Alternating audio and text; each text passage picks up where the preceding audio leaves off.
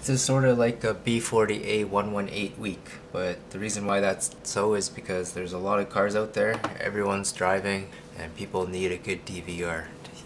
Now, one big question is whether the B40 that you're buying, the capacitor version, is fake or a real one.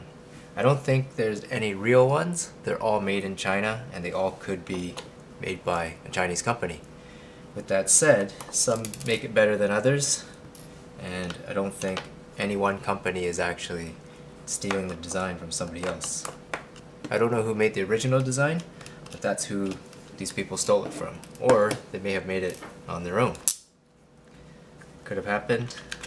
But anyways, we know that the B40 is a good DVR because of its size, how it sits, and as you see, I just take apart those 4 screws, and then I remove these 2 screws to get the 2 side pieces off. And once you got those 2 side pieces off,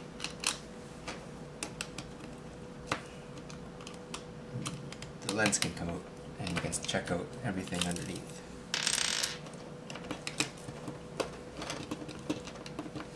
So make sure you don't lose these screws. They're pretty small, but you won't be able to get it back together in the end.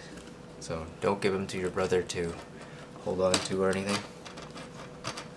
Otherwise he may just lose them. There's the lens. And these two are a little different. I think this one's better and it's more genuine. I'll put a link in the description so you can buy it from this seller, because this one actually shuts down and starts up properly. This one does not. So if you just go with the cheapest eBayer out there, they cheaped out and they didn't put this rechargeable cell in there. And that rechargeable cell allows the camera to operate and keep the time and date when you have it off. This one, it just shuts down and it keeps the time and date, but it doesn't shut down properly and the files go corrupt. So they don't have that battery and it doesn't keep the time and date that well. It uses the capacitor's remaining battery power to keep the time and date. So once those run out, I think it's going to die. This rechargeable battery is going to keep it for months if you don't use your vehicle for long periods of time. They use the same Novatech chipset, 96650. I'm going to peel off the sticker which says it was created on 2016, January. This one's a fairly new one, and this one I think I purchased 6 months ago. Oh, I also wanted to say that I tried a 64GB micro SDXC card inside the B40, and it worked just fine. So even a 128GB might work inside the B40 A118C. If you go 64 gigs, you should get around 8 hours, and if you go with the 32, you should get around 4. Or it varies based on the bit rate that the manufacturer set on it, but those should be around the times that you'll get with these different cards. So with a 128GB, you might get about 16 hours.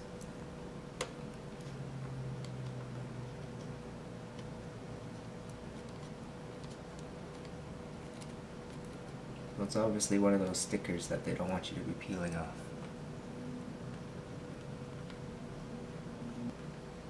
So as you can see, it is the Novatech 9665 chipset, BG. The other one, the genuine one I call it, has this little cell, rechargeable cell you see there. Runs at 2.6 volts. And then we've got the Novatech 96650BG as well. The RAM on the fake is a Nanja 15 something, and the real one actually has a piece of tape over the RAM, so they put a little more care into the real one. And here we go. The RAM on the real one is a semicon, so I don't think any of these guys are really real or fake, but you can see that this one says it's a B40 motherboard version 2015, January 29th. Let's take a look at this one. The fake one doesn't say anything about its model, so you can't really say which one is real or fake because they're all kind of different, but definitely this one with the battery works a lot better than the one without. So definitely get the one with the battery in it. It shuts down and starts up without corrupting the files, and it'll hold your date a lot better, I think, than just a straight capacitor one. So check the description for a link. You'll get the one with this battery in it. So that's how you can tell which one's fake and which one's real. It shuts down and starts up a lot better if it's real. In this video, I want to also show you a little trick that Jose taught us, and that's to take your GPS module, unscrew it, take it apart. It was meant to be mounted on your dash like this, so that the GPS antenna faces up and picks up the signal from the sky. But in my video, I've installed it on the windshield, which is pretty nice. You don't have to run an extra wire down. But the problem is the antenna faces downwards now, and it may take a little longer to acquire your GPS signal, and it might not pick up the GPS signal as well. So this is the antenna here, sitting on this ceramic piece, and the ceramic piece is just an insulator. The dot in the middle is actually the antenna connection to the other side and into the controllers inside the shielding. So this is the side that's going to have the double-sided sticky tape, and you're going to want to face this squared upwards. All you got to do is put it up like that. The wire is going to be a little bit crooked, but when you clamp it down, it should hold everything in place. Screw it together, and then you can put the double-sided sticky tape back on. I just peeled it off with a knife and my fingers. And that's how you mod your GPS to get faster acquisition of GPSs and more accurate data of where you are and how fast you're going. So after flipping the GPS antenna around, the B40 picked up a satellite signal in about 37 seconds. The GPS location and the speed data seems pretty accurate with the thing flipped around, so we're going to keep it like that. And I think everyone should do that if you want your GPS to acquire your signal right away and to get some accurate GPS data. When you put these back together, make sure the ratcheting side here goes to the metal spring here, and that will allow the camera to ratchet, and it'll be the right side up.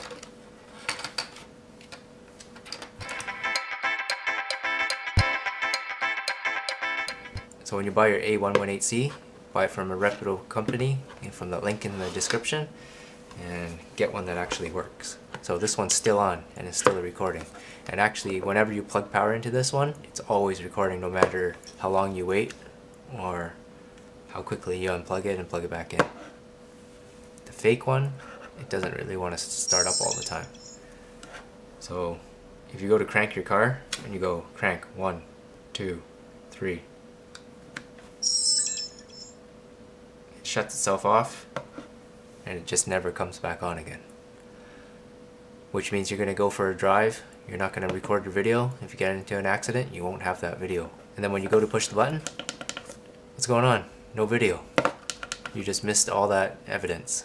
So if it's essential to get your evidence when someone hits you, then make sure you get the genuine 118C.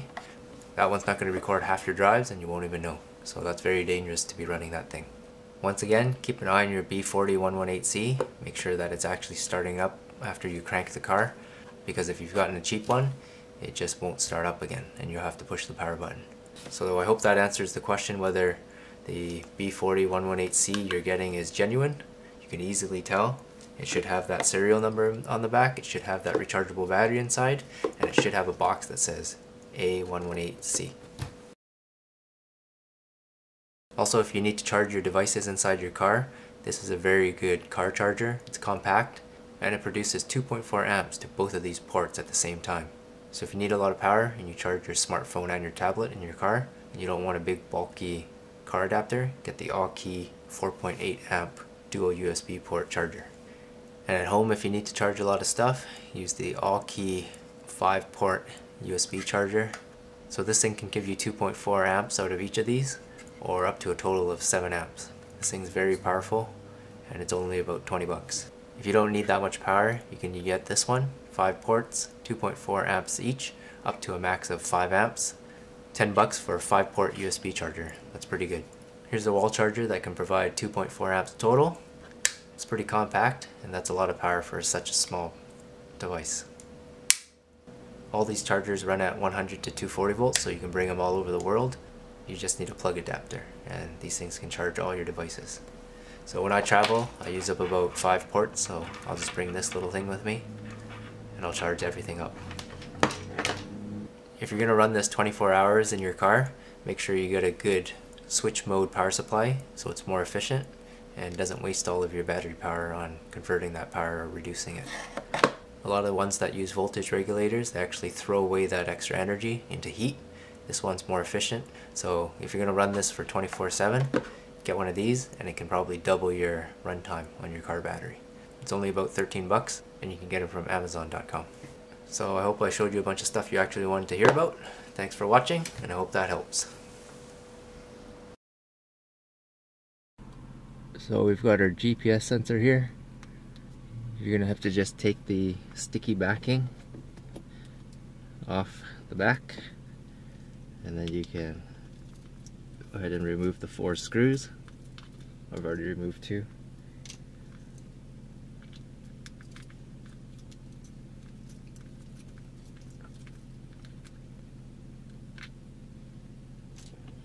And then make sure you turn it off first, otherwise so this one actually has double-sided sticky tape on the other side holding it down. You're gonna not want to pry on it too hard. It could damage the antenna, but pry up on the ceramic and try not to scratch the antenna. So that's the antenna right there. So that silver square is your antenna, and you want to flip that upside down. This is the front right now because that antenna is facing up, so you need to mount it like this. But if you want to mount it on your windshield, you want to flip it upside down. So all you got to do is do that, and then whoops. Once you flip it upside down, the cable is routed through the proper pinch points.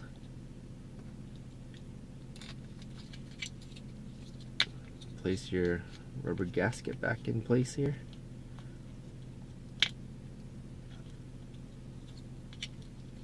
And then pop your back cover back in place. Put your screws back in place, and now your GPS is ready for back facing up towards the sky. This doesn't have to be super tight, it's just a case.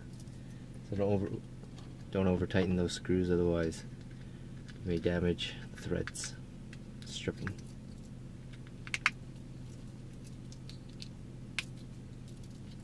Now since it's mounted behind some tint, I'm not going to worry about putting on new adhesive. I'm just going to use the old adhesive, but if you want, you can put on some new adhesive and it'll stick a lot better, look a lot better than this. Stick it in place.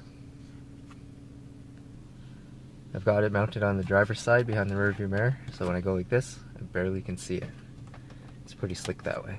And if you need to manipulate it, turn it on, save any files, you can just move this to the side. You can see it pretty easily. So let's hit record. It's got the GPS connected, so let's see how long it takes to grab that GPS and see how accurate it is. Let's go for a drive.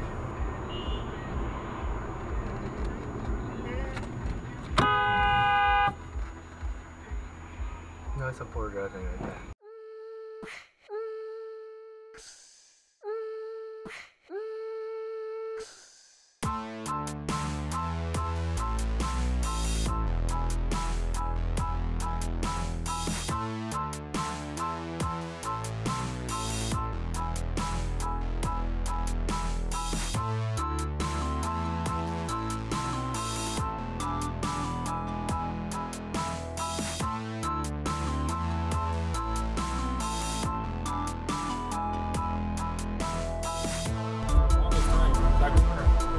Yeah. Oh, look at this guy.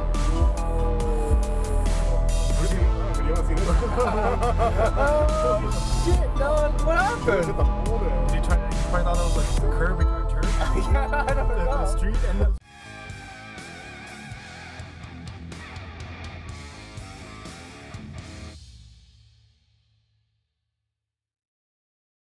Also, if you need a good micro USB cable for charging, use this omnidirectional cable from Omaker. It's about 3 feet. The good thing about it is you can plug it in either way. Upside down, right side up. So you plug it in upside down, right side up. There's no real way to plug it in. It's omnidirectional because this thing can move back and forth a bit, and you can plug in either way because of that. And none of them have even broken, so they're flawless. They charge very fast. My HTC charges at over an amp, and that's faster than any other cable I've got. It even charges faster than this Anker cable, and Anker cables are the best. But the problem with that is you always plug it in backwards. And actually the O-Maker's fit is even better than the Anker's. It holds in there tighter, and it has better spring loading on it. The Anker cable kind of falls out easily and doesn't hold itself in there. So yeah, buy the Anker cable if you need a good charging cable that's micro USB.